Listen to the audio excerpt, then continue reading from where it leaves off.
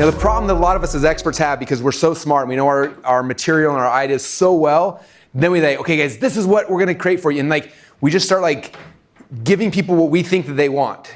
And sometimes you get lucky and you have success because of that. But the majority of times, it's actually, it's not.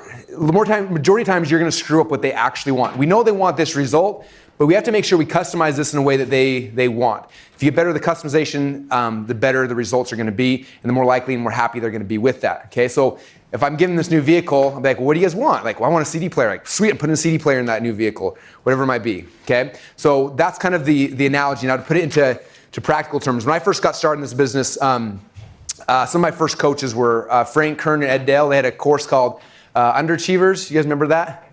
Which was awesome for those who remember it. I ended up actually buying the brand from them a couple years later because it was so cool and I wanted to share it. And we haven't talked about it, we shut down that whole company probably 7 or 8 years ago, but I love the concept. And one of the core things they taught in that was this, is that there's a 3-step process to be successful online. And it's so simple, yet it's like the backwards. Like most of us, like we come in and we're like, okay, I have this idea for this product. You create the product, and then you're like, oh, it's done. You try to shove it down people's throats and you try to get them to buy the thing, right? And that's, sometimes you get lucky, but most of the time, like that's the issue. So if you look at the system, it's step number 1 is find a hot market. That's what we did earlier today, making sure you're finding, here's the 3 markets, here's the sub-market, here's our niche within there. But we know that's a hot market based on what we figured out and talked about earlier today, right? The second step then is not go create a product and sell it to them. Second step is ask them what they actually want. Like, what do you guys actually want? Oh, you want to do that? Cool. And then third step is then give that to them. Okay, so it's not find the market, create a product, and shove it down their throats. It's find a market, ask them what they want, and then just give it to them. It's pretty simple, right? Guess how we came up with ClickFunnels? Everyone in our market's like, I wish we had an easy way to build funnels. All right. Hey, Todd, can you build that? Yeah, man. Sweet, let's build that and give it to him. And that was it, right? Like, it's pretty much, I mean, there's little details that he had to do. I don't know what it was, but it seemed easy. But we just had to ask them what they want. So this is the key, is this middle step here. Ryan Levesque wrote a really good book called Ask. I'm sure some of you guys have read it. And I like the principles, but for most of us, it's way intense. Like and we had to hire a team of people to do it for us, and it was awesome. That's not what I'm talking about here. This is like a very simplified version of that. Something that all of us can implement. In fact, all of you all are going to implement that tonight. We're going to build one. Everyone's going to do it. It's going to be really, really fun. Okay, and so that's kind of what it is. So what an ask campaign is basically, when we first started doing them, they were basically a landing page looked like this. Okay, now a lot of you guys already have stuff happening. For those who don't yet, what in the book we talked about this, because a lot of people reading the book aren't going to have any kind of business up front. And so what I recommend in the book is for everyone is initially, like, we need to get results for your customers first, right? So putting on a free class or free whatever, something to get results for people, right, first. And so the concept is like, I'm going to put on a class. In fact, one of my friends did this when he was trying to get clients. He built a class. It was called Ethical Cult Building. And it was a free class. Everyone can come in. And he taught the course. Then from there, he got tons of clients. But he could have then gone, stuff we'll talk about tomorrow, and build into a whole company, but he didn't. But the concept was he had this class out there, and he put it out there. He said it was free. And it was like, basically, ask me a question about whatever question you have, and we're going to take those questions, and from there we'll build the curriculum. And it was an amazing experience. I had a great time going through his course. This Ask campaign, like a couple stories just to show you guys the power in it. One of my businesses, some of you guys know, we have a company called Overcome Pornography. And when we first came out with the idea for the company, we started putting it all together. And I was assuming that like all of our customers are gonna be men who are addicted to pornography. And so like that's who, like the product started getting created towards them, and like all the marketing and everything. And about that time is when I heard about these Ask campaigns. And I was like, okay, I'm gonna do that. So we put out a page, and it was really simple. All it said is like, what's your number one question about how to overcome pornography addiction? And we put it out there. We started buying, this is pre-Facebook, so we were buying Google ads to it. We were going to different parenting groups. And what was interesting, and this completely transformed like the direction of the entire company, is that the people that started filling this form out were not the people who I thought. I thought they were going to be men who were struggling with pornography addiction. It was wives of men who were struggling. It was mothers, had kids that were struggling. Like those were the people that responded. And all the questions came in like, well, my husband's struggling, like, what should I do? My kid's having this issue, like, and all these questions started coming in. I was like, wow, like the people that are actually interested in this, it's a whole different mark. Like, I missed the mark completely. I was so close to it. And so it transformed everything from how we built the products, how we built this, like everything changed because we figured that out. Okay? And so that's like the power in these things, is like it helps you figure out exactly what your people want, and then you just give them what they ask for. And it's like the easiest way to make money. Like it's the most simple simple thing in the world. You don't have to reinvent the wheel. It's just asking what they want. And so basically, let's see. I want to make sure we got this. Okay. So basically what we do is we're going to ask these people, like, what do you want in this vehicle? What are the things? So John's going to come up here in a few minutes, and he's going to be showing a couple different ways to do this. Because it used to be we'd create a page like this, and we'd drive Google ads to it or Facebook ads, whatever it is. And this method still works. But a lot of times nowadays, there's easier, like, kind of covert ways to do it that are, especially in Facebook, that make it really, really easy. And so John's going to show you guys some of those things. My goal, though, is to get people to come through this Ask campaign, and I'm going to ask them that one question, and it's simple. You don't have to overcomplicate it. In fact, I think, what page in the book do we have the script? 38. Page 38? All right, cool, I found it. So it's on this page. These are not numbered for some reason, so that's my bad. It's a page that has this image on it right here. On the side here is a script. So basically, what I would do if I had a landing page, this would be the video I'd put on the page. If I'm doing a Facebook Live, this is kind of the script I would use. If I was doing an ad, like, there's a bunch of different ways to do it, but this is basically the script. So it says, there we go, next page. It's on this page. There's no page numbers in here.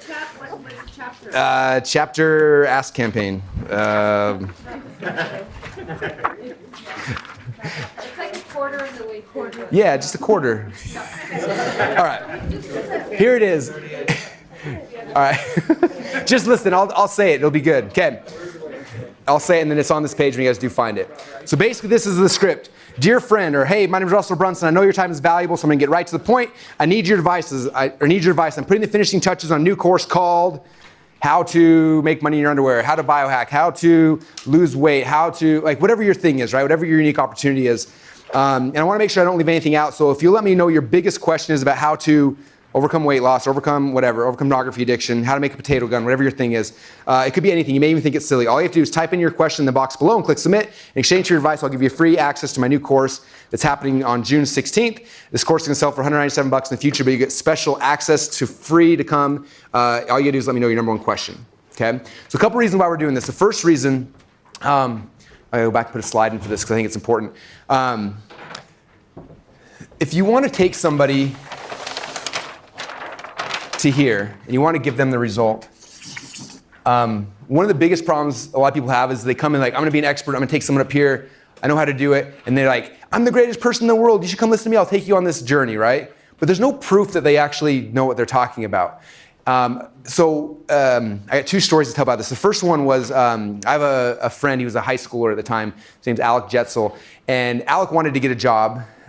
This is probably 5 or 6 years ago. So during summer, he went and he applied at a whole bunch of different places, and everyone just basically turned him down. And so couldn't get a job. And he's like, I'm a talented kid. I work hard. They should give me a job. And so eventually he went down to the mall and he found like his favorite clothing store. He's like, I'm gonna get a job there. And he walked in and he was gonna apply and all that stuff. But he's just like, man, like they're not gonna hire me. So he walked up to like one of the managers and he's like, hey, I know this store's kind of messed up, like clothes are everywhere. Do you mind? I'm just kind of like ADD or OCD a little bit. Do you mind if I just clean things up? And the manager's like, if you want, whatever. Like, you know, it's a high school kid sitting in a mall store, and he's like, yeah, if you want to do my work for me, that's awesome. So Alec goes in and like cleans up the things, folds the clothes, like just all nice and everything, and then he comes back and like, hey, thanks, appreciate you letting me work. I'll see you later, and took off. And the guys, I'm sure the people that worked there were just like, that's weird. Like, why did that guy just do all my job for me, right? So next day, Alec came back and he's like, came to the store again. He's like, hey guys, how you doing? Like, good? He's like, hey, do you mind if I help clean up again? Like, yeah, if you want. He's out there, he's folding clothes, doing his whole thing. Within about 20, 30 minutes, one of the manager, manager owner, someone came out and was like, what are you doing? He's like, I just love this place, thought I'd help clean up. He's like, you want a job?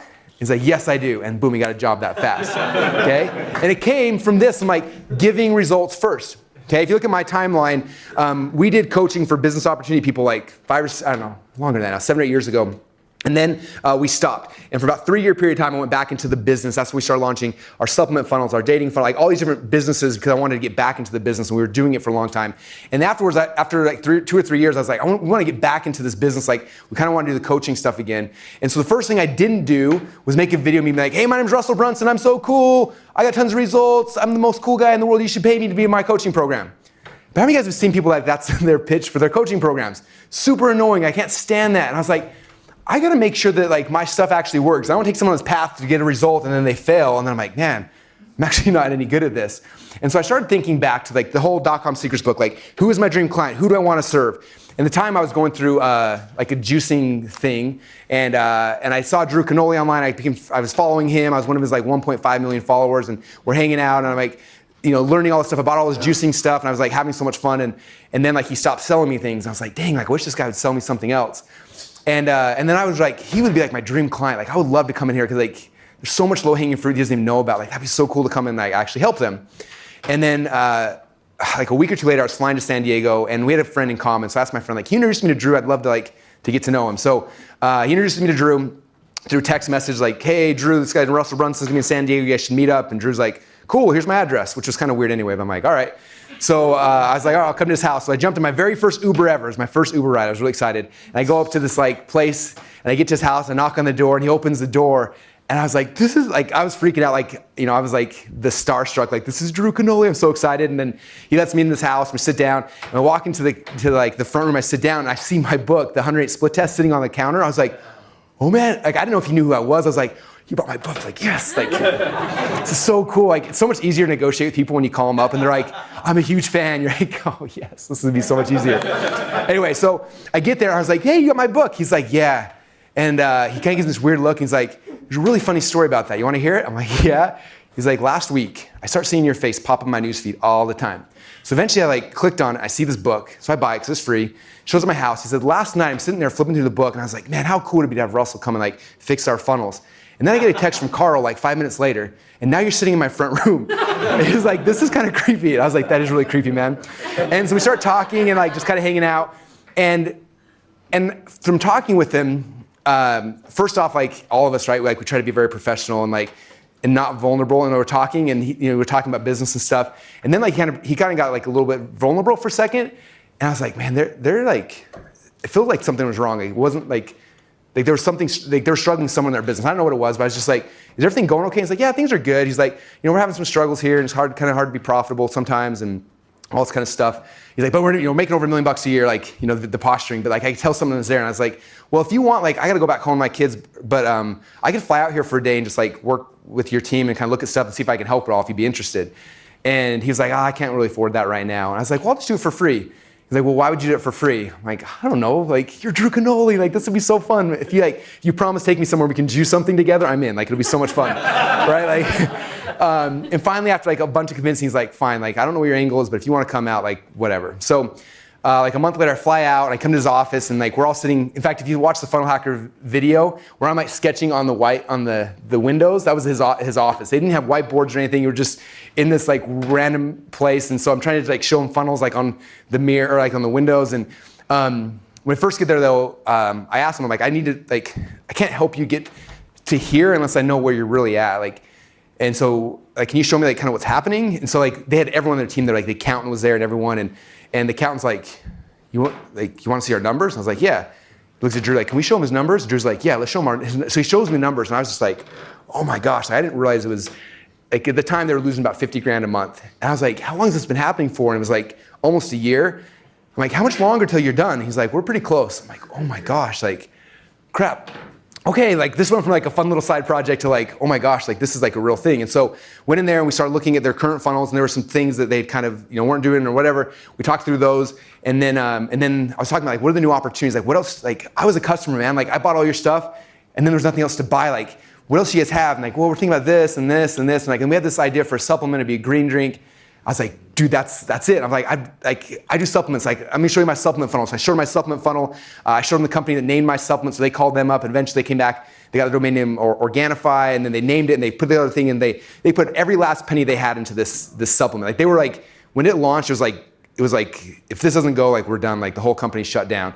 And we voxed back and forth next month or so as we helped them kind of structure out the strategy behind it, and the pricing and everything. And then they went and they launched it. And day one, it was like $20,000 in sales. Day two was $30,000. Day three, it kept going up from there. And in the last about two and a half years since they launched, they've done over $25 million with that funnel, which is crazy, right? And so what was cool is afterwards, then Drew made a video of him, and it helps that he's like probably the best looking human on earth. But he made this video like just telling the story about how we helped him. I took that video, I put it up on a webpage, and said like, I'm looking for my dream clients. They watched Drew's video and there's a button below that said apply if you want to work with me.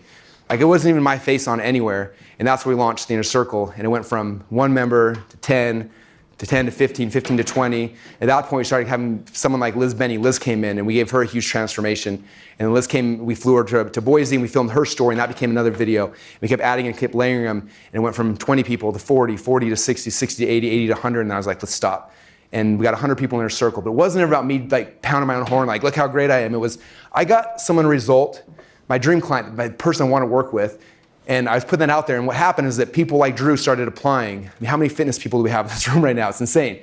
Okay, like Drew's people started applying, Liz's people started applying. Our event used to be predominantly men. Now we've got like half of you are women, which is so exciting. That's because of Liz's video. And like those things we're putting out there, attracting in our dream clients.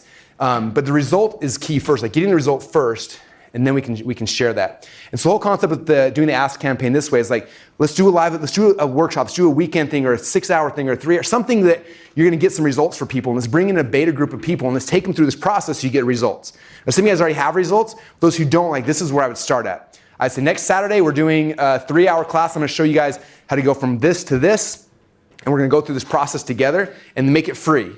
And you'd be like, I don't want to do it for free because then they're not going to buy in the future. It doesn't matter. Like right now, you got to do it for free to get the right people in. So we run this Ask campaign and say, look, next Saturday I'm doing a free workshop. I'm going to show you guys how to blank without blank, whatever it might be. What's your number one question about this thing? Fill out the survey and you can come to my workshop for free next Saturday. And get a whole bunch of people in. Get 50 people, get 100 people to come in and go through this process with you, whatever it is you teach.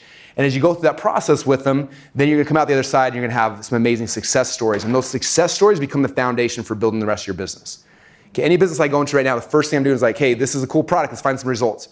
Let's go get it away free, just 100 people if we can, and whatever it is, because those results become the sales message. People always ask me, like, Russell, what's the future of internet marketing? Like the future of internet marketing is less selling and more like getting results for people and then showing those results. Like that's the easiest sales video ever, is actually help someone get a result and then just document and show that. Like that's better than any like copywriting course you could ever go through if you capture them right. So that's kind of the thing. Now the way these Ask campaigns work, and this is even if you have an existing business, it's still anytime you create a new offer, a new product, or new anything, or you're stagnant, or you can't figure things out, like we use these all the time. Like we're bringing them out every time we're trying to figure out the next piece. So someone comes through here, and you ask them what's the number one question, and what'll happen is you start getting a whole bunch of different things coming in. So when we did this for my potato gun product initially, I started getting all these questions coming in, right? And I ran it until I had about 100 questions.